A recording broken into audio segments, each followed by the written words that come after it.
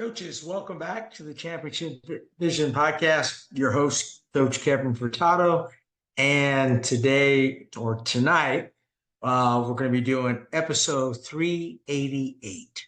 So again, welcome to another episode of the Championship Vision Podcast. Today, we're joined by one of Tennessee's outstanding basketball coaches, Coach Cory Barrett from Lebanon High School in Lebanon, Tennessee. Coach Barrett has built his program on what he calls the starting five of culture, 5 pillars that create consistency, accountability, leadership, and ultimately championships. Today, we're going to dive into each pillar and learn how every coach can build a culture that lasts. Coaches, before we get started, I'd like to go over and really thank my sponsors of the Championship Vision Podcast Productions and our Legends Coaching Clinic. First of all, the Championship Vision Podcast is proudly brought to you by Dr. Dish Basketball, the official shooting machine of Championship Vision. Whether you're coaching youth players, high school athletes, or college teams, Dr. Dish helps maximize repetitions, improve shooting efficiency, and develop game-ready decision makers. If you're serious about player development, visit Dr. Dish Basketball and discover why the best programs in the country trust Dr. Dish. Championship programs are built on great decisions, and that's why we partner with WinLabs. WinLabs is an all-in-one coaching platform that combines scouting, analytics, film breakdown, practice planning, and game preparation into one powerful system. If you're looking for your program's next competitive advantage, visit WinLabs, winlabs.org, and see how data can help you coach smarter. Every athlete deserves the opportunity to play at the next level. That's why Championship Vision Podcast Productions proudly partners with collegerecruit.com. Their platform helps student athletes build recruiting profiles, connect with college coaches, and gain the exposure needed to continue their academic and athletic careers. Learn more today at collegerecruit.com.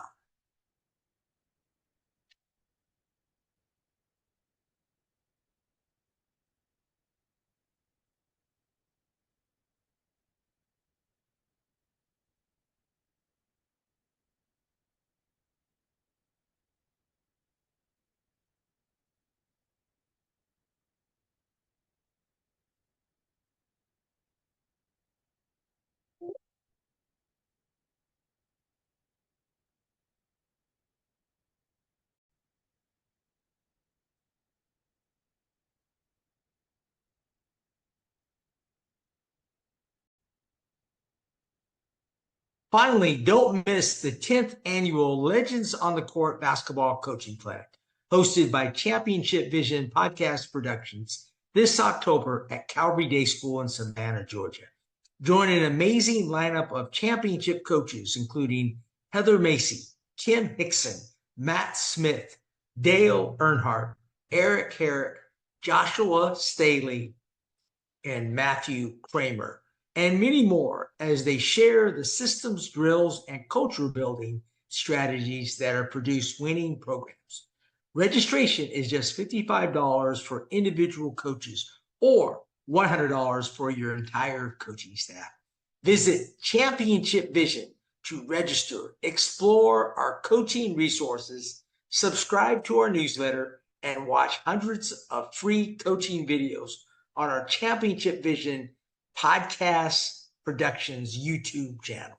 Remember, great coaches never stop learning. We'll see you this October at the Legends Clinic. Hey, coaches, welcome back to the Championship Vision Podcast today. We got, or tonight, by the way. So, hey, I've been trying to get Coach Barrett out for a long time, man. He's tough, man. He's playing a lot of golf, doing a lot of stuff, man. He's a popular guy there in Tennessee. But Coach, thank you for coming on. It's Coach Cory Barrett. Thank you for coming on the podcast. Yeah, Coach, thanks for having me. I'm really excited about this, and I wish my golf game reflected how much I like to play golf, but but it's fun, and get out yesterday and played in the heat, in the rain and all that stuff. And, just trying to enjoy some time, a little bit of downtime between travel ball tournaments, before school starts, after teen camps and stuff like that. Yeah. So, just trying to enjoy, a lot of that with the family and stuff. No doubt. And you don't have much time. I mean, I know you're busy with all the things you're doing. I see it. Hmm. I see it promoted what you guys are doing with your teams, and we forget that there has to be some balance somewhere. I know I'm guilty as anybody, focusing on my program and so forth. But hey, before we get started, before the state championships and the 400 plus wins and becoming one of Tennessee's most respected coaches, take us back to the beginning, Coach. What first made you fall in love with basketball, and when did you realize coaching, not just playing, was what you were called to do? Well, I think it was probably when I was in high school. I had my parents were divorced when I was young, and got and I'd lived with my mom and was in high school, and I was a sophomore, and decided to transfer to live with my dad, and it wasn't a parental decision of any kind. My family has been so good to me and everything else, but I decided to transfer. Well, at that time in Tennessee, they did not, the transfer rules are a lot more strict. So this was 1991. They were a lot more strict then. So I had to actually sit out my junior year of basketball and baseball until the very last game. Well, I was able to practice and go against the first team every day in basketball. And then I think I gained a new perspective sitting on the bench because I was at every game. There was no way I was going to get to play. And so then the way I started viewing the game changed. It went from a player perspective to a coach perspective. And I think that was the initial beginning of what kind of led me to coaching. Yeah, and a lot of times people are, kind of luckily thrown into stuff and they make the best of Hmm. it. It sounds like to me that this was a passion from, what I'm saying, was a passion Yeah. from when you were younger and so forth. You wanted to still have an impact on the game, correct? And on kids. Absolutely, and the thing, and also as a young age too, I followed Shelbyville girls basketball, Right. and Rick Insell, and I went to when I was 8, 9, 10 years old, I was going to Shelbyville Eaglet games, and I saw the passion that their fan base had. I saw the way those players, the way they were coached, the way they responded to coaching, and the success rate that they had, and I didn't know what I was watching at the time at such a young age, but I knew what success looked like, from that, and I think that too also really gained my passion for not just sports in general, but girls basketball in general.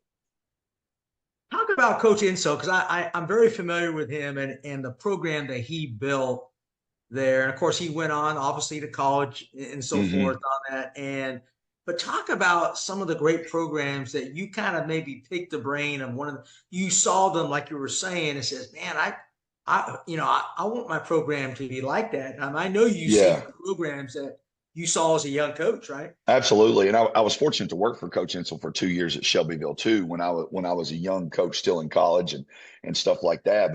But he kind of introduced me to the women's game, and then I've always been fond of successful programs, no matter what sport, or what, men, women, whatever. But I think you look back at programs like Bradley Central and in Lebanon, long before I got there, Campbell Brandon, who became one of my mentors throughout my coaching career, and especially when I first got to Lebanon, he was one of those that had so much success, won a state championship in 6-on-6, and then the first year of 5-on-5 went back to the state. And at that time I was a little kid then when it converted from 6-on-6, to 5-on-5. But there's so many people, I've heard so many stories, people thought the women could never handle that game. And then you take the transition of coaching from the 6-on-6 game to the 5-on-5 game. Campbell Brandon was one of those pioneers.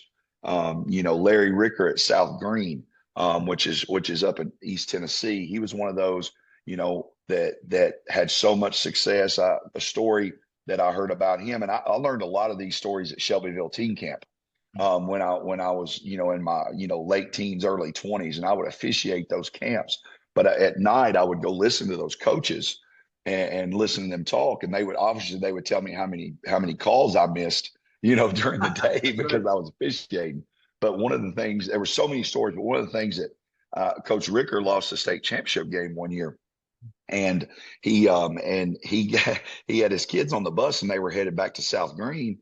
And he stopped the bus on I don't know where it was. He stopped the bus. There was a white picket fence. He made all his players get off the bus and told them, and said, "I want y'all to go guard that picket fence because y'all didn't guard anybody in the state championship." Obviously now I don't know if we could probably get away with that now, but Sure. just so many programs, that were so successful. And back when I was helping around Shelbyville, you had Franklin County, and then you had Lincoln County. You had you had teams that were in the top 5 of the state in that same district back then. Coffee County was another one. And Shelbyville kind of led the way to the quote unquote modern basketball era. But I think there's been so many good ones. I mean, there's, you got a lot of private schools that have built programs, and it's just, I've talked to so many coaches, and I continue to talk to some, and I keep going back to Campbell. Campbell would come watch us play my first couple of years, and then he would come to my office and he would say, "You know what? You should have done this. You should have done that." And a lot of young coaches, and I was probably one of those at one point, probably kind of thought they knew more than what they did.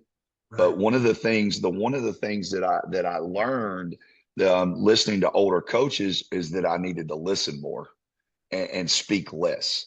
And because they had most of those guys and ladies that probably forgot more about the game than I knew at the time. And even now, I get around coaches, and I try to do more listening than I do talking, because there's so much valuable information through so many people's experiences. And if we ever think we know, everything we need to know about the game, we're probably going to get humbled pretty quick. Coach, and those are great stories, by the way, and I love those. You could probably take a whole podcast on each one of them. No doubt. And I am going to dive in a little bit before we talk about your starting 5 culture. I've always just Tennessee basketball, particularly girls basketball. I know boys basketball is really good too. They're known for just great programs, not just teams, but programs that in small areas, country towns. Right? I mean, that's what everybody thinks of Tennessee girls basketball, where you got second graders growing up. Yeah. Well, you know what I'm saying? Talk about that a little bit, the tradition, the legacy, the Pat Summitt legacy. Absolutely. I mean, obviously Pat Summitt probably was, obviously the main pioneer that all the little girls wanted to become Lady Vols and things like that. And you mentioned the small schools, and I didn't mention him yet, but Lamar Rogers at Clark Range, one that he's just retired this past year, and he coached for 40 plus years. I think he won 8 state championships. And I've known him, my whole professional life. And I, learned I coached against him so many times, and what was cool about there was a lot of things cool about Clark Range, but it was a little small town, probably had 200 kids in the whole school, K through 12. But in their uniforms, they had stars on the sides, and those were the number of state championships that they won. So you talk about I didn't coach at Clark Range too many times because I knew what would happen if you go up there. But you think about those players that they rolled out in warmups, and they also did the candy striped pants, even though they were blue and gold. And then they do those tearaways, and there they are with those stars on the side of their shorts. And you talk about kind of intimidating. and Intimidation. Yeah. and I think, and if I'm not mistaken, I think Lamar is the winningest coach in the nation in high school basketball. I think he was around 1,400 wins, somewhere around there. And I may be off a little bit on that, but one of those that was always, and especially in the last few years too, he would always be the first thing, how's your daughter doing? And just talk about family and just learning. I mean, he was really known for his matchup zone defense.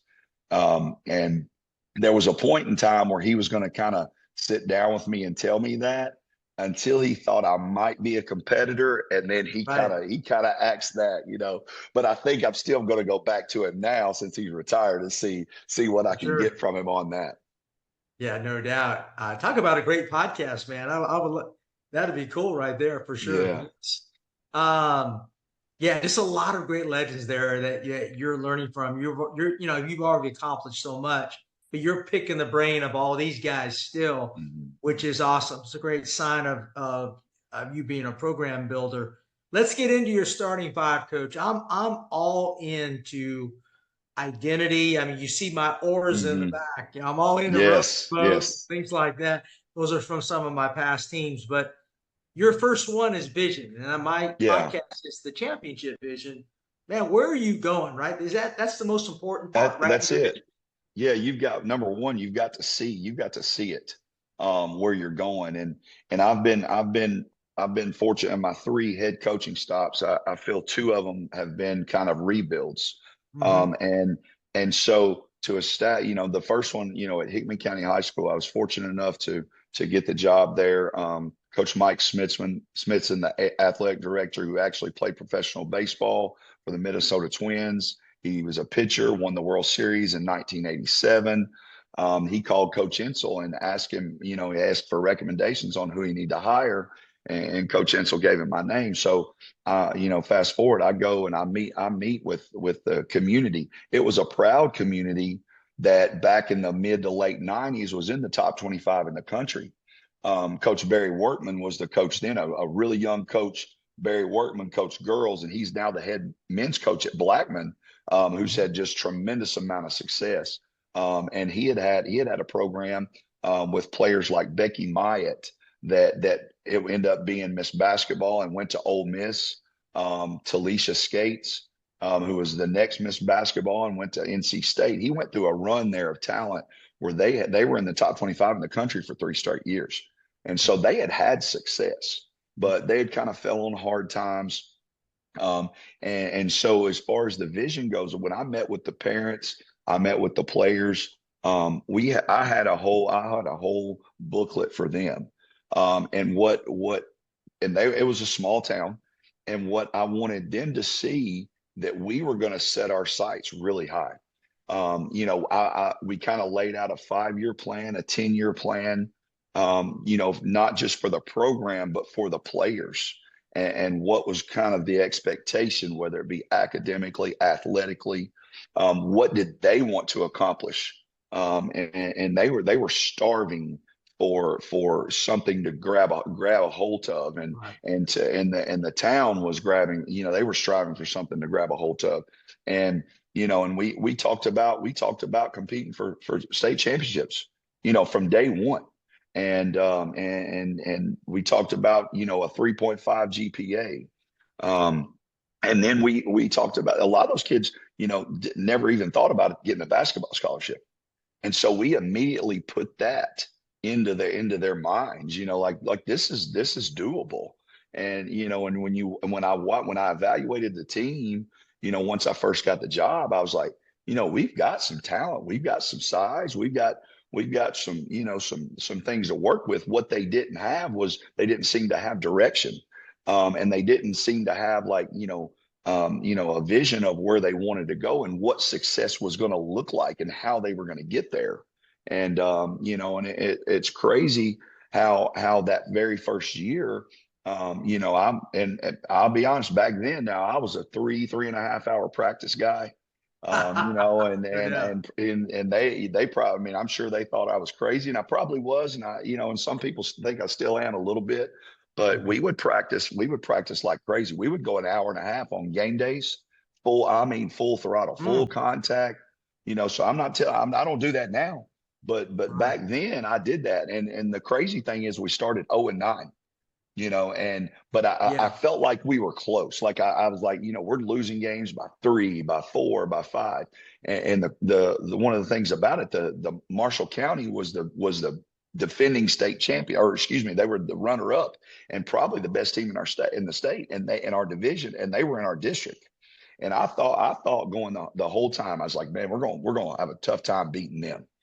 And I said, but I'm looking around and everything else in our area, and I'm like, hey, if we just get this thing going, we've got a chance. And unbeknownst to me, we had finished runner up in the district tournament. We finished runner up in the region tournament, and we made the sub state. And we had 8 wins going into the postseason, and we finished in the sub state. We're 3 minutes away from going to the state tournament that year, and that was a team that went 12-19. And but those kids, I mean, the leadership of those kids that they had, they just kept coming back for more, and then after that it got better, and we started winning a lot more games, and a couple of district championships there. And we never in my 5 years we never got to the state tournament, but I mean we were knocking on the door 2 or 3 times, and it started with a vision with them. Coach, tell me about when you guys, obviously you're talking about you were close. I'm sure you're competitive in a lot of games and so forth, but you still have to sell that vision every Yes, day, right? Because I every think day. I know I'm guilty sometimes. We kind of move ahead to the next opponent, Mm-hmm. things like that. Don't we always have to come back to our vision, number one, and sell it? How do you sell Well, it I every think day? I think too when you are when I'm let me correct myself before I misspeak here. No matter how successful your team is doing or how perceived bad you're doing, I still think you got to go back into the roots of, hey, let's keep the main thing the main thing. What Mhm. are we trying to do here? Or let's break it down by possession. Did we win this possession? If we didn't, okay, that's not the end of the world. Let's move to the next possession. And I think by seeing that the success though, when you go in and you're taking a team that's getting beat by 8 points, well, okay, what did you give up on inbounds? Did you win the special situation game there? Did you score more on the inbounds than the other team? What key turnovers did you have? Did you have to burn a timeout? If you take 2 or 3 of those things, and we never like pointed at an individual, hey, this and that, but what we would do a lot of times is we would go back on film and I would have them grade themselves. All right, I want you to give me 2 things that you feel like you could have just immediately done. Like right now, you would have immediately done it different. And then you put those things together, and I do the same thing for me as a coach. I think that's a huge thing as well. When you're evaluating, the first thing you have to go and you got to show humility to your team and let them know that, hey, I made a mistake right here. When I get this opportunity to do this again, this is what I would have done instead of this. And that shows them that you make mistakes as well. That shows them that you're holding yourself accountable. And when you do that, I think you just kind of your team bonds together more. That belief in the coach, the belief in the playing for each other. I think all that kind of grows as you take that accountability. And then therefore, when you're looking at that, you're looking at the next game, or where do we want to be, by the end of practice. I think that becomes much more doable. Yeah, and one of my next questions is how do you get them to truly believe? You pretty much just said it right Yeah. there. Is, but I think what you're saying also is like you made some mistakes probably, and you're taking accountability for it. Hmm.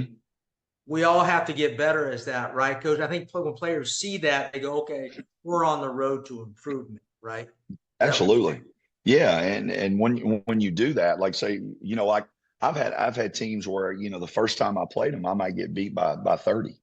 And then, I go back to a freshman boys team that I coached back before, my very beginning stages of coaching. And playing a team that's you've got talent, like we kind of talked before on air, but we have talent, but we didn't. But the talent alone wasn't gonna win for us. So we get beat by a team by the running clock, and then we come back and we break that down. Okay, let's figure out here all right, now how can we make it close? How can let's don't just turn around and flip it and win here this next time. Let's figure out how we can make this close. And by breaking down, just a few possessions this quarter, a few possessions this quarter, maybe it may be slowing down in the post on a finish. It's something as simple as that, something that you're repping in practice, because, like my golf swing gets too fast sometimes, and if I don't slow that thing down, it's going to go all over the place, and so I've kind of, with post players, I know one of the things I learned from Coach Insel, one of the biggest things, you can't do anything till you catch the ball. And so, valuing the catch in the post was one of the things I learned early on. So I kind of always go back to that. And then, you just kind of got to slow down, with a guard, just how fundamental are we? You want to stick, you want to be fundamental. And then you put them in adverse situations in practice, where sometimes put them in no-win situations, and then figure out how they're going to respond to it. Are they going to give up on it, or are they going to keep fighting? Because I think a testament to a true team is what, when all the chips are thrown in, and it's probably impossible for you to win. What are you going to do then? And I think, and that the result of that particular game or particular practice is not going to be a result that you want. But I think that's your building blocks for what you're trying to do and what kind of program you're trying to build. Yeah, I love that. Just handling adversity, man. No doubt about that. My good friend Gene Durden, great coach out here, Yeah, man. He says, yeah, I think you find out what your program's about, not when things are going good, when things are that's right. That's you right. find out. So, and that's so true. I remember that talk a lot. All right, number two, standards. Yeah. So it's not about goals or rules. hmm It's about your standards, right? Talk about that. I think, a lot of teams have rules, and I've never been a big consequence guy. I've never been a big consequence coach. Hey, if you don't do this, this is what the consequence is. And I think, with the standards, you've got to identify what your program is going to be. What are you going to allow? And I think you set that line, that standard line, and you can throw in as many or as few things. I don't try to put too many things in there. The biggest three standards that we have is that you're in direct control of is your attitude, your effort, and what kind of teammate you are. And those pretty much cover everything else. If you talk about punctuality, well, what kind of teammate are you being? That falls under your teammate. If you don't care enough to be on time, then you're not a very good teammate. And I think too, to get your team to understand, you've got to identify where that line is. You've got to identify the people that are above the line. Then you got to define, because you're going to have your players that are going to uphold that standard all the time. There's going to be some that are going to be, they're going to be like, hey, I want to do things the right way all the time. And it may be because they're told to. It may just be because who they are. And then you're going to have some that are going to be on the line, and they can fluctuate either way. They're kind of influenced. And then there are some times where you have some that are below the line, whether they think they're better than the standards, whether they think they're above the program. Well, my biggest thing with that is you got to go tell them, like, look, you don't want to be you don't want to be on this team. You don't want to be, you don't want to uphold the standards that we set. I think the honesty aspect for that is the most important. And and when I meet with my parents in the fall, we kind of go over this kind of stuff, and I tell them too. I was like, look, this is what we expect, and the players are there as well. And if they don't want to do that, that's okay. But this may not be the place for you. But what we want to do, we try to find out, do they want to be? And every kid's going to say, yeah, I want to do right. Everybody's going to say that. Well, then you have to figure out how together you can bring them up above that line. And I think being honest with them and you've got to almost isolate the kids that kind of don't want to do it the right way and make them feel all alone, so to speak. Because I think nowadays, a lot of times people will gravitate a little bit more to the negative, than gravitate more to the positive because it may not be as cool to do or something like that. And when you get players that want to be different, and when I mean different in a good way, that they want to go kind of against what the cool thing is to do, then I think you got to hold on to those, and you've got to get them to almost kind of pick off other players. I think by divide and conquer, I think divide and conquer is a positive thing when you're talking about trying to establish your standards in a team. And when you're talking about, war, or divided, united we stand, divided we fall type stuff. I think it's a kind of reverse situation, even on the good side, because I think when you have that one, if you get two or three kids start believing in what you're doing, and then you have them go get one or two more and pull them up, well, all of a sudden now, when you get the majority of your team above that standard line, then it makes it a lot easier, and then it's not just the coaches doing it too, and so I think that's when it's the most effective. When the players decide. I know probably you're in the same boat I am. The best teams I ever had are the player led teams, and those are it's becoming harder, I think, for that, because I think with the communication of cell phones and lack of verbal communication with our young people today, that's getting tougher. But you have to develop things that you do in your program daily and weekly, and helping build those standards and show them, teach them how to communicate. And because I think we're missing some of that in our educational system too. How do you get your veteran players? And let's be honest, coach, it just didn't happen overnight for you, right? You had to kind Right. of sell your standards and get players. When did you see okay, this is just who we are, right? When did you see? How long Yeah. did it take you? Well, I'll say this: it's something it's a never ending process. Like, just when you think you got it figured out, That's then right. something will show you don't have it figured out.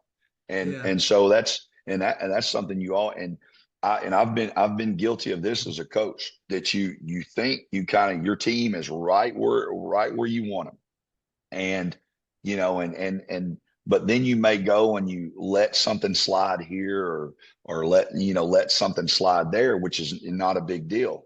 Before you know it, you've let a lot more go than what kind of used to you doing. And so therefore your program may have slipped a little bit. It may not always be recognized with the amount of wins, because with our program, we've had 9 straight 20+ win seasons. And but if when you're looking from the inside out, you gotta tighten things back up. And that's something that we're actually in the process of doing right now. And when we were went through those 3 straight state tournament trips, we were sitting on top of the world, thinking, hey, this is going to be a every year thing. And then we're winning 24, 25 games or this and that, but we're not making the state tournament. And it's not because of the basketball aspect. It's because of where I'm kind of failing with our culture, or something like that. I'm not doing something I need to do to help those young people understand that this whole thing is got to be us together. Give me an example, coach. And that's a real interesting point, because a lot of us, or, if you're struggling, that's what people talk about culture. You Hmm. were winning. Hmm. Talk about how you got over the hump there with that. Give us an example of something that you improved on in your standards. Well, I think it had to do with the players, as far as how we got over that hump, and the leader. I had some kids, in the 19, 18, 19, 20, 21, 22, that they were all in, like, not gonna, and they spoke their minds. They were there to make sure that everybody kind of stayed in line. And so, kind of after maybe some of those kids graduated, then then the other kids had used to just been following the leadership of the players. And where I'm thinking, well, they're just going to continue to roll, just continue to take that leadership role and lead the team and this and that. So I think I probably didn't do as much leadership stuff with our quote unquote team leaders that I should have been doing the whole time. Because I got kind of got comfortable because the players were taking care of it. And then I didn't recognize fast enough that, hey, I've kind of got to step back in here more and develop and help develop these kids into better verbal leaders, and holding the standards and stuff. So, and that's, and again, when you're winning, you may not necessarily see it. That's the thing. Yeah. Like the wins that you come in and you may not play good in a game, but if you shoot 52%, chances are that's going to cover up all the things that you didn't do well, and you're going to win the ball game. So it's kind of the same thing. You win 25, 26 games and you just think, well, we just had a little bad luck or something. We didn't get over the hump there and make it to the state tournament or have a chance to win a state championship. So I had to reevaluate myself, reevaluate my staff, and then reevaluate what our team needed.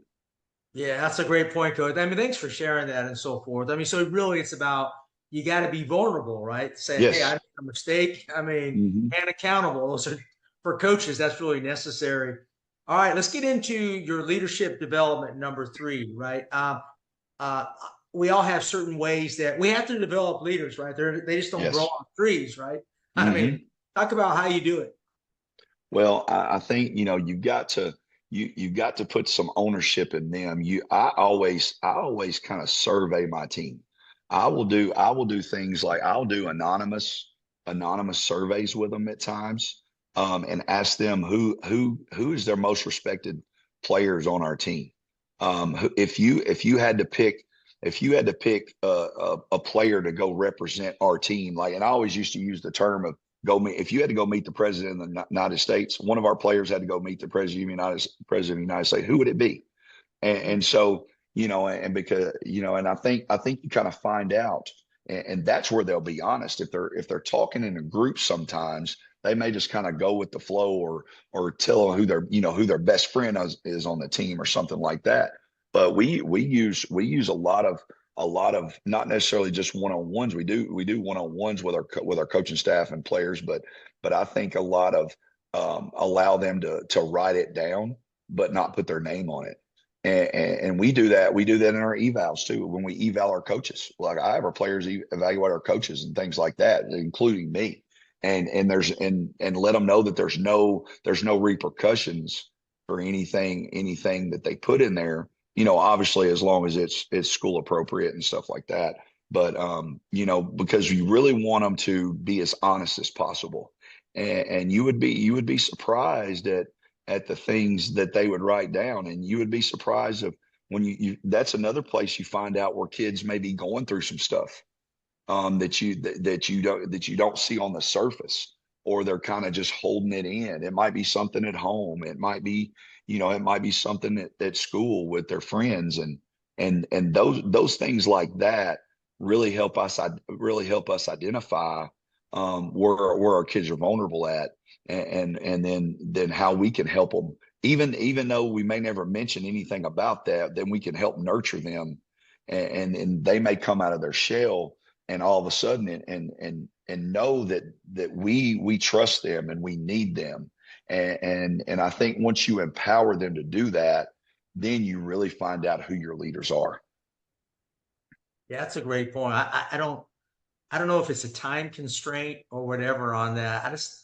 Sometimes I don't think we speak enough to our players or have them speak to us. I don't think there's enough communication going. I know I'm as guilty as anybody. Too busy trying to prepare the practice plan. And right. I tell our players all the time, I wish we had more time to spend with you guys in small groups. And what we try, one of the things I try to do to combat that, and it's not perfect at all because we miss in so many areas, but I try to have my assistant coaches, I try to have them, they have usually a designated 3 or 4 players. And they're kind of their point of contact. and they're always kind of checking on them. They may check with them before practice, after practice. I try to get them to at least once a week have a informal face to face. Just, hey, what's going on? How's things going? And try, and because obviously the head coach can't handle 20 or 22 players and all the things that they have going on. So I try to split my 3 to 4 to 5 coaches that I have, and everybody take 3 or 4 players. And sometimes we'll rotate those depending on if we kind of know some kids kind of going through something and they're not opening up to it. One coach, we may switch it around and let another coach try a different way. And I think that has been beneficial for us for the last 3 or 4 years that we've done that. And we kind of do that on the bench as well. Like they have a kind of a bench coach that they go to. Nice. And we kind of spread our coaches out throughout the bench. And then so when they come off, they'll come off and they'll get their touch hands and everything like that. But then they have a bench coach they go to, and somebody that they're comfortable with, and somebody they can ask questions or get a little positive feedback. Maybe if I've ripped a kid or something, they can go sit with them, and that assistant coach can build them back up. I love that idea, by the way. That's an underrated thing right there on when kids come out of the game. Mentally, do you say anything? I don't think there's any one great way to do it. I think it's a major issue because I think kids come off the bench. Usually it's, why did I come out? Things like that. So we had to work on that with our new team this year. Like, hey, you come out, you show what we call mudita, you celebrate your teammates. And then I'm trying to figure out, hey, we got to find the right coaches and the people to talk with them on the bench to kind of uplift them again, right? Yeah, absolutely. And you know what too? And there's some coaches that and some players that they may rub each other the wrong way unintentionally. Exactly. Yeah. And so you got to, I know a lot of times I rub a lot of mine the wrong way, but but you gotta find that, you always tell your coaches too, like, you want them to coach and you want them to come back in and pick them up. And sometimes, and then other times I tell them too, I was like, look, I can't always be the bad guy. Like I can't always be the bad. If I'm the only one that's always being the bad guy, then they think I'm just the bad guy. Yeah. So sometimes we tell our coaches, hey, you got to go in and reinforce and get after them a little bit when they're getting out of line or whatever. They're, not doing what we're asking them to do. And then let me come in and pick them up. So I think a balance is such with today's landscape and the kids, because when they come out of a game, they a lot of times if they're coming out, and I try not to take a kid out for one mistake. But I take a lot of kids out for the reaction to the mistake. Mm-hmm. And that's what you kind of got to get them to understand, which is tough for them sometimes. They think it's about dribbling the ball off their leg or missing a block out or whatever. No, it's your reaction to what it was. And because we want kids to play through mistakes, we want kids to go to the next play. And so you in basketball, man, it ain't like football when you've got 20, 25 seconds to go recover and try to go figure out what you're going to do next time. It's a split second decision. And it's another thing you don't have on a helmet where nobody sees your face. Everybody's going to read your body language and stuff like that. So, you're a walking billboard when you're playing basketball. And that's what we try to get kids to understand about their body language and reaction to mistakes. Yeah, that's a great point. We talk about, defense to transition, but it's also that mental recovery, yes. When mistakes happen for sure. And that we got to really coach that up, right? Absolutely. I know that's part of leadership though. So you want the players to be able to execute that. And that's a whole nother podcast right there, but no doubt. Really important. So how do you train really quick before we go on to number 4, Coach, is how do you train your leaders? Like I have a leadership committee that my coaches and I decide from each grade, and that we meet before and after every practice. So we're trying to develop a committee where we have different grade levels represented. Right. What do you do with your captains or committee? What do you do? We've done that. We've had a leadership council before. We've, and again, each year is different. The balance of your team, you might have a class of 7 or 8 kids and a class of 2, and so you might need 2 seniors in there or 2 sophomores in there. And I think for me, when we do something like that, we try to, because we're very diverse within our team, and economically, and different things. And so we want to make sure that we give everybody representation in that committee. And I think, and sometimes we fired them from that committee too, so, Yeah. because like, we're looking for value, and we're looking for what value you can help our team with. And do people look up to you, and are you upholding the standards?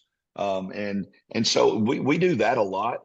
We've done small group. We've done small class. We might break, and we sometimes we try to take in a week, we try to kind of pick up 3 or 4 kids and we try to meet with them and see where their pulse is, with our team. And one of the things I think we've got to do a better job of is, because I think at this day and time, you spend so much time with maybe the kids that need the most help, or you think they need the most help. You neglect the ones that you think has got it going on all the time. And then they sometimes feel neglected. And I think that causes a lot of the up and down. And so, yeah, that's one thing within our staff and with our team, that we have to recognize. We have to recognize not only the ones we're trying that seem like they need more help, but we need to make sure we acknowledge the ones that are doing such a good job. One of the things we did in the spring, in our spring practice, I kind of had some old medals, just some old medals from local tournaments and stuff like that. So we had, at the end of practice, we would have two or three things that we would let the players just kind of speak out. We would, like, who was the best teammate today? Like, who stuck out to be the best teammate, and who was the best leader of today? And then we would take, like, we would have an opportunity to maybe have a coach's pick or an assistant coach's pick too.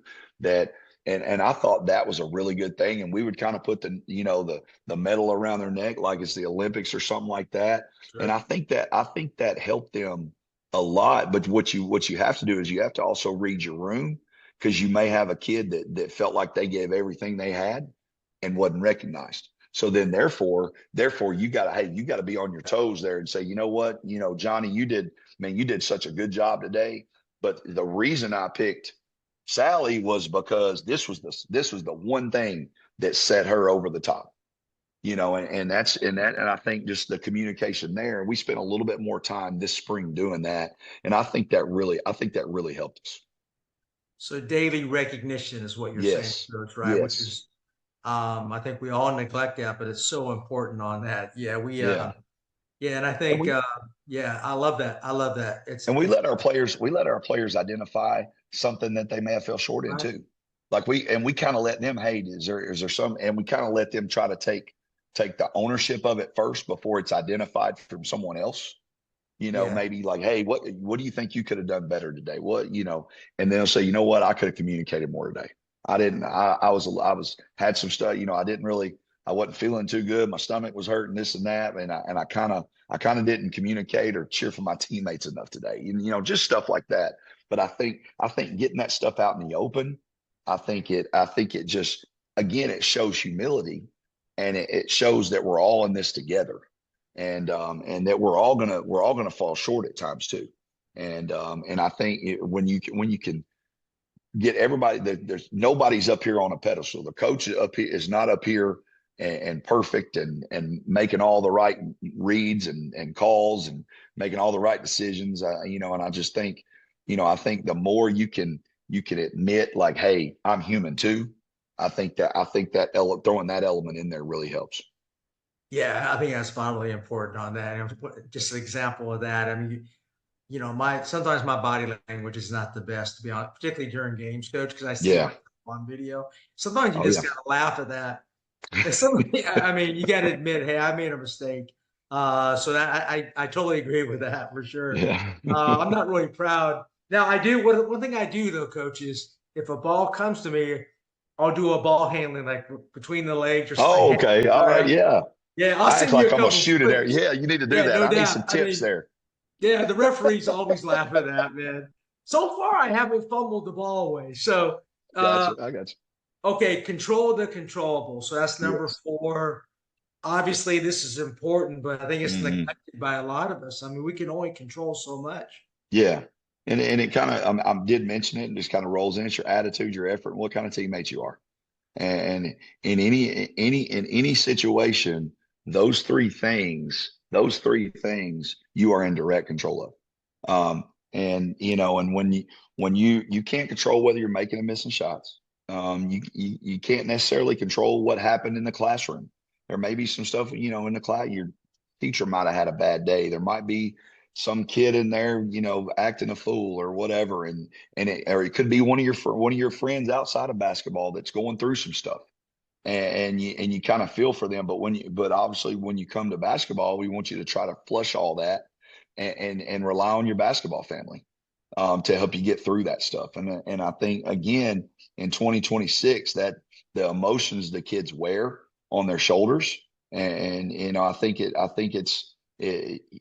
need to know that you got their back, their teammates have got their back, and it's okay. Like if you come in and you look a little down, okay, let's just don't let that go. And I don't mean we have to make a big deal out of it, but hey, it might be worth a 2-minute conversation and bring them in my office before practice. Hey, you okay today? Something going on? And one of the rules I do, well, I call it a rule, but one of the things I always tell my players, hey, if you've got something going on outside of basketball and you feel like it's gonna be, affect you a little bit in practice, hey, just let me know. Then that way I can give you a little bit of grace, a little bit more. That'll give me a better, way of how to handle you today, whether than maybe blow up on you because, for whatever, or I may be able to just, hey, it's all right today, and not that they're trying to be disrespectful or anything like that, but a lot of kids they got things going on and things that are out of their control. And we want to nurture that attitude, that effort, and that teammate. We want to help nurture that even when they're going through those tough times or what they perceive, because everything is so important to them. It may, like for me and the things that are really important for you may not be exactly as important to me, but they're important to you. So if they're important to you, then they have to be important to me when we're talking about being teammates and coaches and players and stuff like that. And that's, and we talk about no matter where you're from, what kind of background you have, like everybody has their issues. Everybody has things they have to go through. And to them, it's some of the most important things because it's in their daily lives. And so we have to have a lot of grace and compassion for each other. And what we may not think is a big deal is a big deal to them. And we've got to really recognize that and try to nurture them through those things. And in your building, while you're doing that, you're also building trust within your team. And I think and when you can kind of control that stuff, then when something does go bad, then that's when I think you can really fight through those adverse moments. Yeah, and we get the kids at the end of the day. They've all had a lot Hmm. of things already. I think we Right. forget that. I mean, there's some times that we got to practice at 5:30 in the evening. You're Yeah. gonna. I don't know, but yeah, control. Give me an example though of communication. We all talk about communication. Hmm. We have 2 elite standards in our program: communication and effort, relentless effort, and that's what we Right. focus on. So everything else comes secondary. I know that sounds kind of simple, but that's No, what it we is. focus Shoot. on. How do you improve your team's communication on and off the court? Well, on the court, I think you have to almost give them specific communication things. I think when you and I've seen, I don't know exactly, I've seen different coaches and things, whether it be, online or they have their verbiage. and what they have, their words they speak in their team, whether it be about a ball screen coverage, whether it be, some kind of, maybe a foul, or something like they're calling out for a foul. Like, I think you have to be specific in your communication. And I'll use ball screen coverage too. So like there's a bunch of ways to talk through ball screens. You could say, hey, screen left, screen right, go over, go under this and that. I think you have to simplify it. I think you have to simplify it. And so with our team, we have a base of how we guard a ball screen. And then it's one thing. I mean, you're talking about, hey, it's screen over, period. We're not saying, go left, go right, this and that. It's very specific. And but when they hear, the thing is, what you're hoping is when they hear that voice, then that I don't want to say gives them comfort, but that gives them recognition of what, okay, this is, we got Susie back here. They're telling me, so this is what I know I have to do. And the more simple you keep that, I think the better, because I think early on in my career, and even, up until the last few years, we always yell, communicate, say names, do this, do that. Well, they're so many, obviously your best teams are going to be your most communicative teams you have. But I think at this point, especially with our program, you have to be specific. Like you've got to be 1 to 2 words of what you're doing.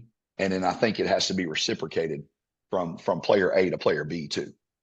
So when you talk about going over screen, then that person going over the screen is going to say over, over, over.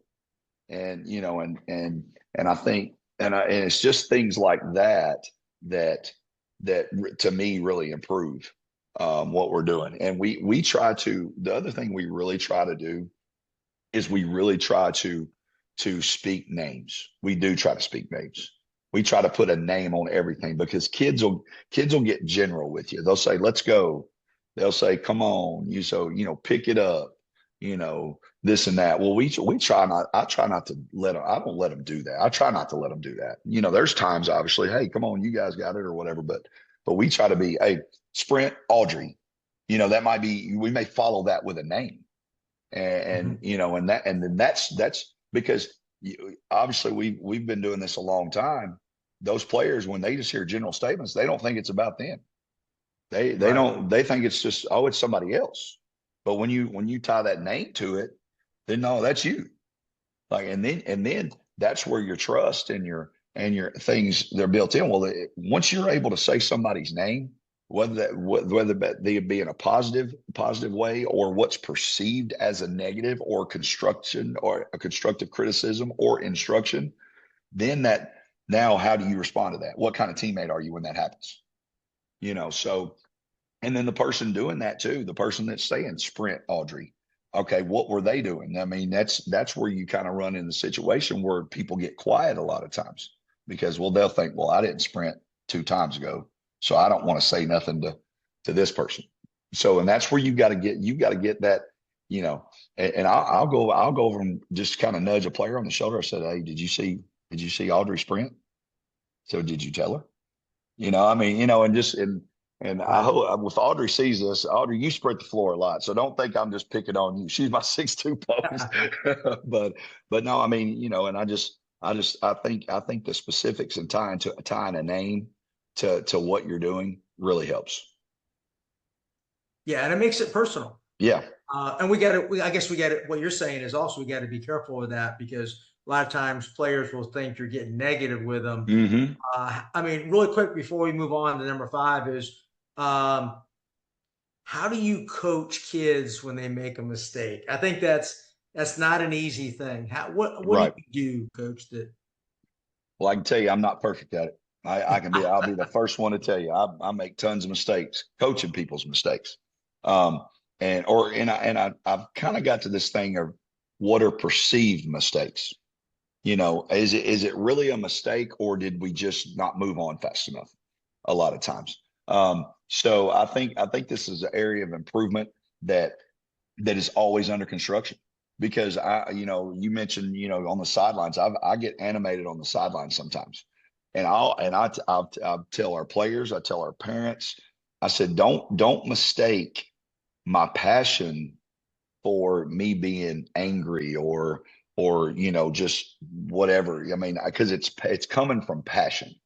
And I think, and like you see, you'll have big 1,500 people in the stands or 2,000 people in the stands, and they're seeing they're seeing me for the first time, and then they think, well, God, that guy's a blooming idiot. He just, there's no way my kid would play for him, and my Yeah, answer would be probably not. But you need to get to know me first. that's And right. but again, I kind of alluded to it earlier. I try to coach the response more so than the mistake. Now, I will say this: if we come out of a timeout and there's a specific thing we're trying to do, and it's point blank, this is what we're trying to do, and somebody comes out and they're having a moment where they don't remember or do something just completely opposite, yeah, then I'm gonna get after them pretty good, and I can't apologize for something like that. Mhm. Because when you're in the business world, like you've got a boss, I've got a boss. If my boss tells me to go do something and I don't do it or I don't try to do it, I better be ready to accept some consequences. No doubt. So and so I think that's where we're preparing them for the real world as well. And I said I don't have a lot of rules where it's like, hey, you do this and there's consequences, but there are consequences to decisions we make and things we do. And there's a lot of people have always said you don't have the freedom of the consequence. You got the freedom to make the choice, but you don't necessarily have the freedom of the consequence. And I think we try to get them to understand that. And I think we're doing what we're trying to do in situations like that. We're doing more of that in practice, where we may stop it. We're doing more situational stuff in practice than we have in a while.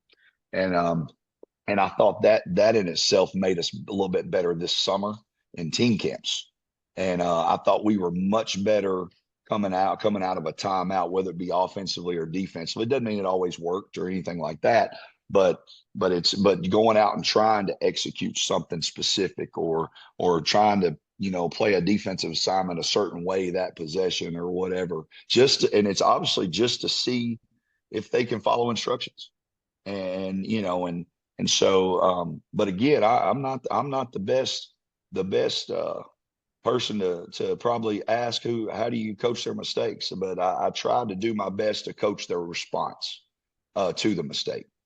Yeah, Coach, that's a great insight. And I had the same issue. And one thing I'm working on this year is trying to find the right thing. What I mean is, Hmm. I'm trying to find the right thing that kids are doing. Even today in our Yeah, workout, I felt like I was focusing on kids that were showing the extra effort, and I was yeah, just praising that. And then all of a right, sudden, I saw more of it. So, I mean, I yeah, don't think it. And then I try to coach a lot of my players on the things they're doing wrong with uh, one on one to the side. I'm really hmm, working on that because right, I have the tendency to make it public, and yeah. that's not good. That's a problem I have. I'm So guilty of I'm that really too. working Yeah, on my ability to communicate.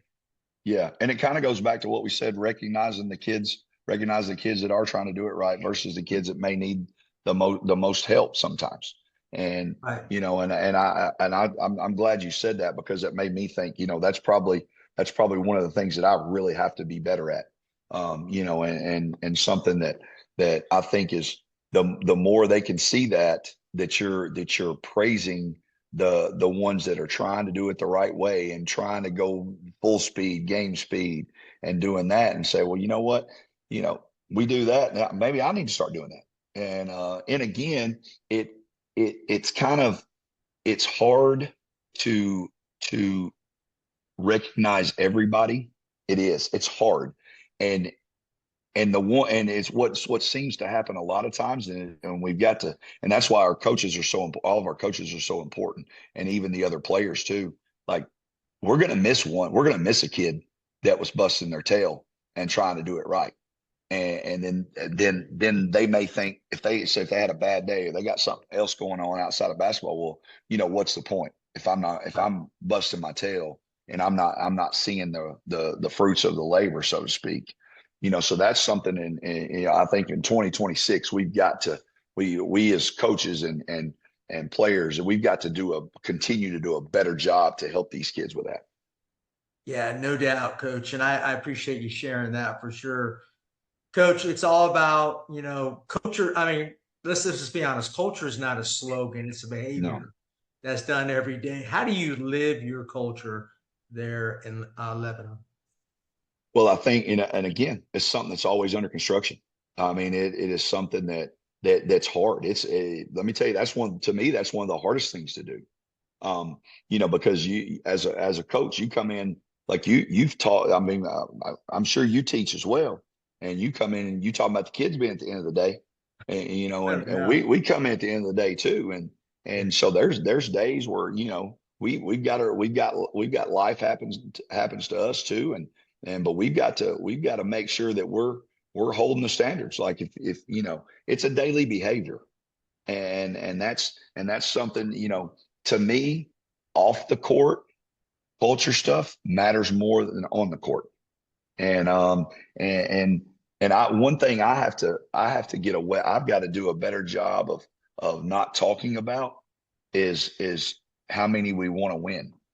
And I think when I was a younger coach, I never talked about it because I hadn't won any. So, you never really talked about how many you wanted to win or hey, it is great that you win. The winning is much better than the alternative. But I think I've tried to tell our players when we tip the ball up, in a game, that it's all about winning from until the final buzzer sounds. But before that and after that, it's all about the process of what we're trying to do and how we're trying to do it. And you as a coach, for me, I have to model what I want them to be and what I want them to do. And there's a lot of times you just want to go and sit in your office and decompress a little bit. And we do that sometimes. That's right. But but if you got the first time that kid needs you, you need to be, you got to be there.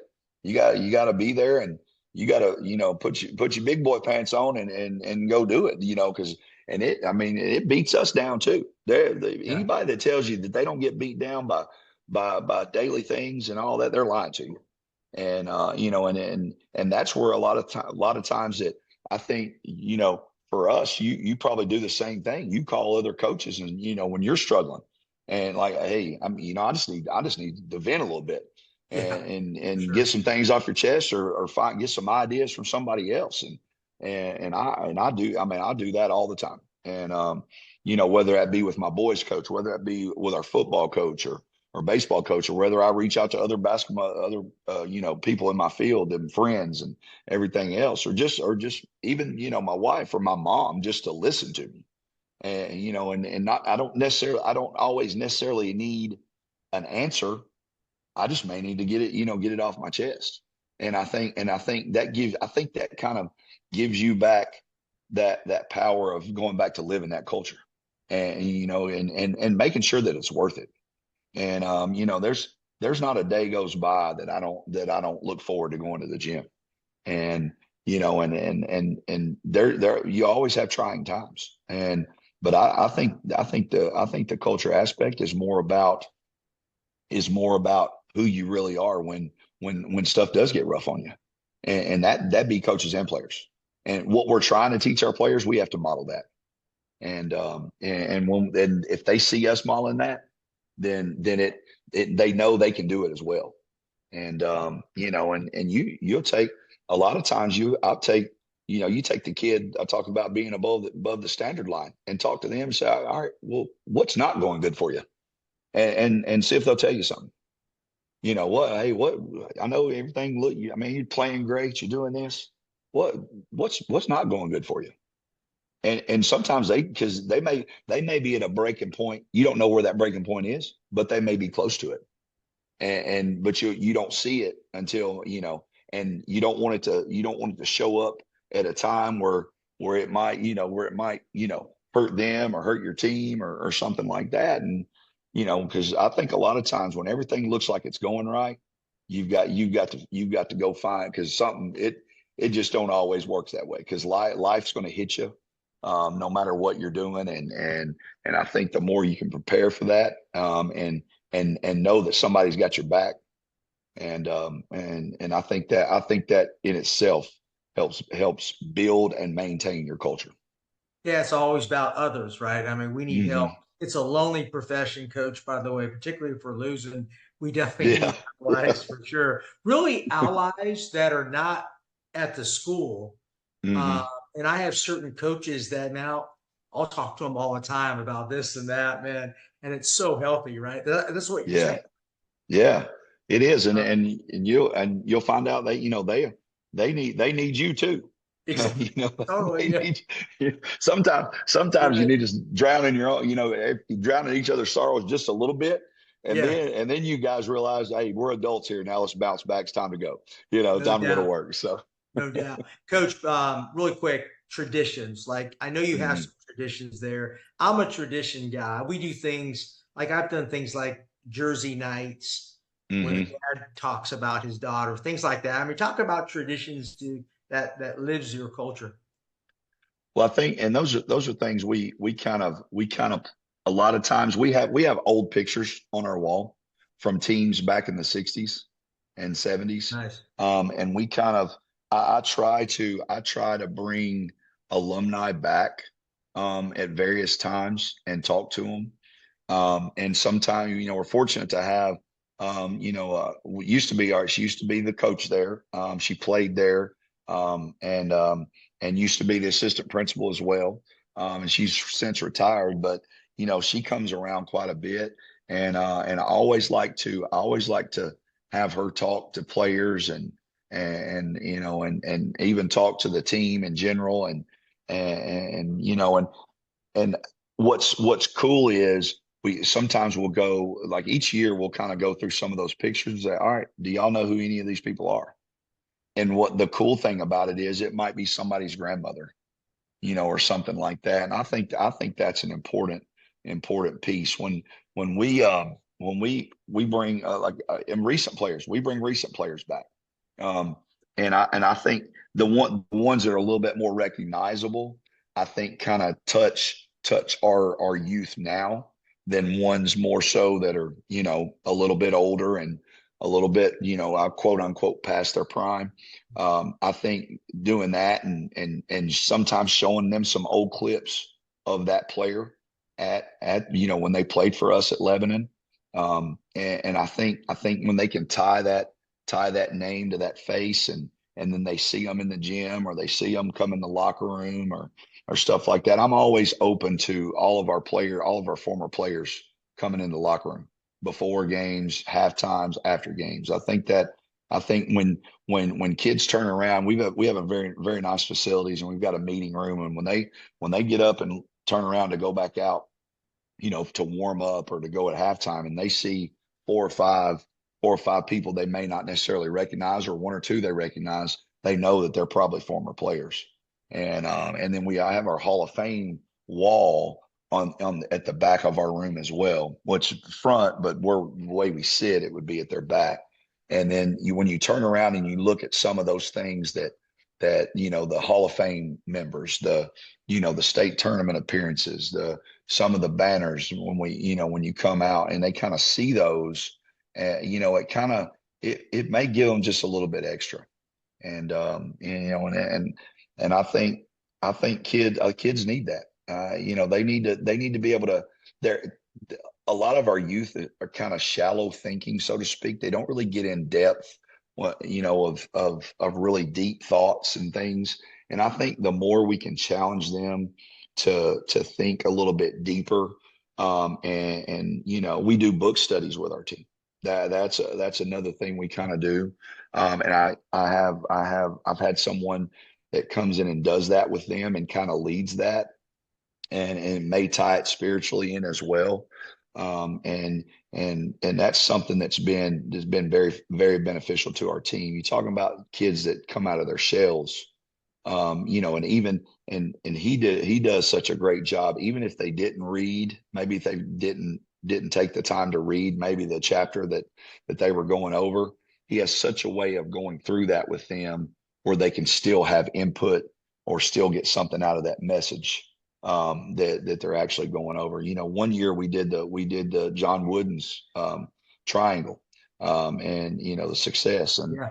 and he always tied that stuff in, and it's just, I think things like that we try to get them as much character time as possible. We try to do that once a week during the season for anywhere from 15 to 30 minutes, and that's something that's been consistent since I've been there. And I think that always kind of slows them down a little bit and we talk about how fast life is and how things move. When we can all slow down a little bit just to enjoy the rain, so to speak, and smell the grass and stuff like that. I think we may not always hit everybody, but if we're helping one person by doing that, it's worth it in our program. Yeah, and that positivity will spread big time on that for Yeah. sure on that. And I love what you're saying is get away from the game. Yeah. And let's talk about what things are going on in their life and everything, which I think is huge. I don't do enough of that. I think that's huge. I still don't think we do either, but we're trying. We're trying. I mean, we just basketball, and let's Mm-hmm. be honest, I don't think that's good balance. Hey, before you go, Coach, I have a question for you. Okay. I am writing a new book called The Basketball Moneyball, The Hidden Advantage. I know you're going to think I'm wacko, but I like to study the game, and I like to look at certain things that really help winning programs out. I want to talk about your program. What winning advantage do you feel like you guys have? Just one, not 3 or 4, just one. And I'll give you an example. Okay.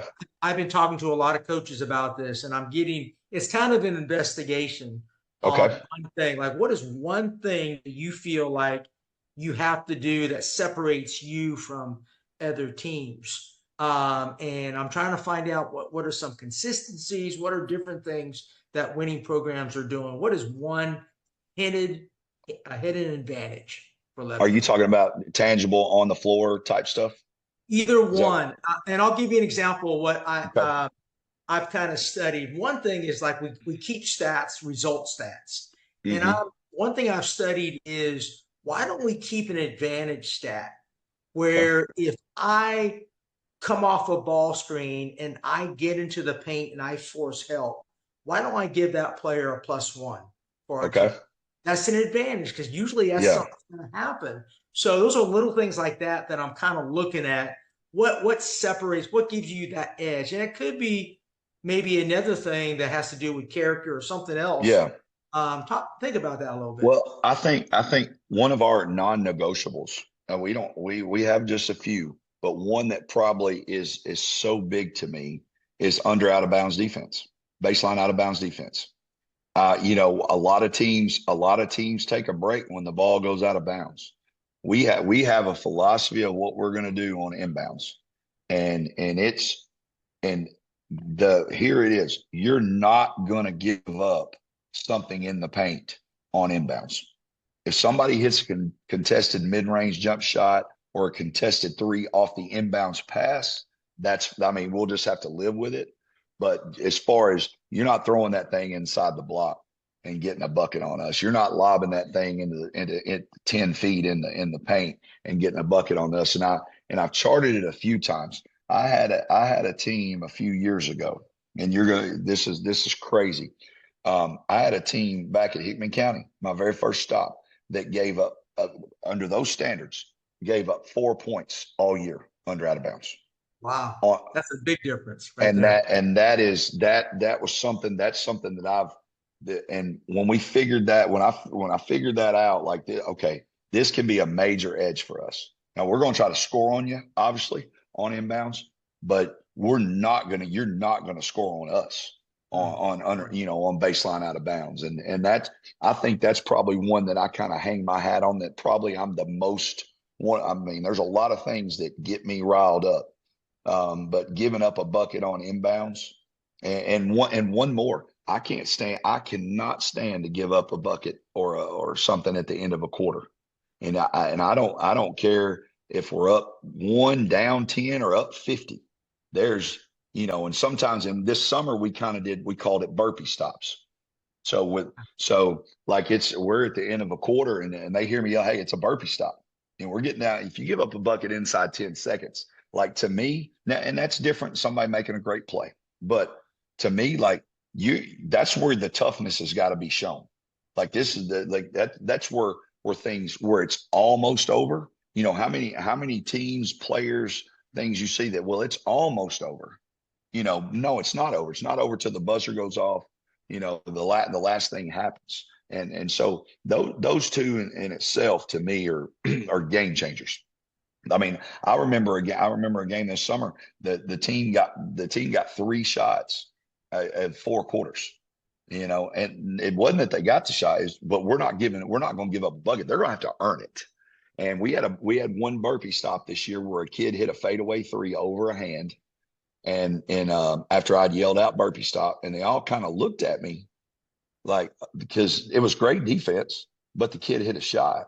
And they all kind of looked at me, and I kind of glanced back at them and said, "What? Y'all, you got scored on." So they all dropped into their burpees. But then immediately after that, I told them, I said, "Look, that was great defense." I said, but you know what? I mean, at the end of the day, like, that's got to be what we're about. Like, it can't necessarily be, sometimes you're going to do as good as you can do, and the result's not going to go your way. But we still got to hold ourselves to the standard that we set.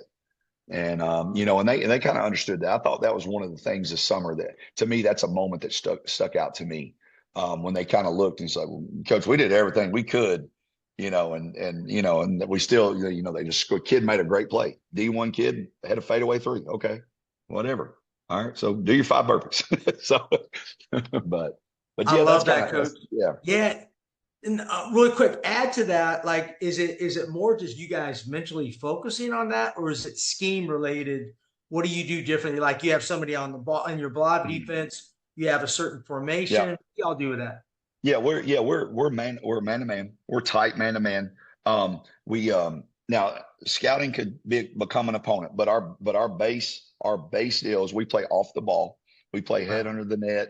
And they're the person under the net. Obviously, if they see any daylight of a player flash into the inside those blocks or whatever, they're going to attack them where they can't get the ball. They're going to attack them, and we're not switching screens. We're not. We're going to be so tight on you. We're going to be so physical with you that we're not going to get screened. And we talk and we practice. Your feet have to move. If the defender's feet aren't moving before the offensive player's feet, the defense has no chance against a good player. So, and that's our philosophy on it. Now we will scout and make some switches here and there and stuff like that. But our base is we're not switching, because we're getting our we're getting up in your nostrils, so to speak. And we may have a pack line man or something like that. But on inbounds, we're getting arm bars and hands and everything else, and we're pushing you off your spot. And if you're trying to get to the block, you're not going to get there. Like, you're going to have to go somewhere else. You're going to have to pay a toll fee. And that's kind of our philosophy on that. And we'll rep that, about once we get it in, we'll rep once every couple of weeks. We'll go back and spend a little segment on that, just to reinforce how we want to do that. And I, when we get new kids in our program or young kids in our program, they, and we hadn't prioritized doing that yet, they'll switch or something. And, and it's probably the greatest thing to do and the smartest thing to do. But my whole philosophy with that is, and how I teach them, I don't disagree with you. There's a lot of ways to skin a cat. I said, but did your teammates know you were switching? Did all 5 of your teammates know you were switching? And and that's one of the things I remember Rick Insell saying years ago when I was first getting into coaching. He said, if one goes off the cliff, we all got to go off. That's just everybody being on the same page, everybody doing the same thing. Like if we're Yeah, going to be yeah. wrong, we all got to be wrong together. I love that quote, by And the way. so, yeah, I mean, it just, you know, so, and I still use that and they look at me like, what in the world is he talking about? You know? That's right. That's right. Coach, that's a great, I mean, and I'm going to get all sorts of different coaches talking about and then kind of put it together. Yeah. What's going to be interesting in the investigation is I think you're going to have different answers, but that's unique Right. because I think honestly, blob defense is probably, I don't think anybody does that. I'll be honest with Yeah. you. I think it's even the best teams totally neglect that. And I think that is an advantage when you Yeah. can actually focus on that. I love that. Um, Coach, thank you very much for coming on the podcast. Absolutely. I know you had a long day of golf probably and you're relaxing a little bit, but we appreciate you coming on the podcast, episode 388. And thank you for sharing and talking about your culture. We Yeah. appreciate your starting five. And if you could follow, you know, follow my handles, my social media handles. That's Yes. at Coach Barrett 32. And be looking for those on, you know, on Twitter or excuse me, X, Instagram, Facebook, you know, and all that.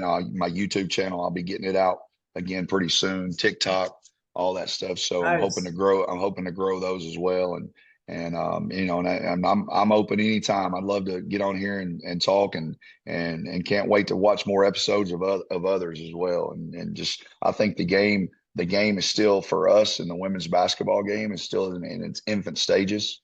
And I think as if we do what we're trying to help set up the next generation of coaches and players and like people did for us.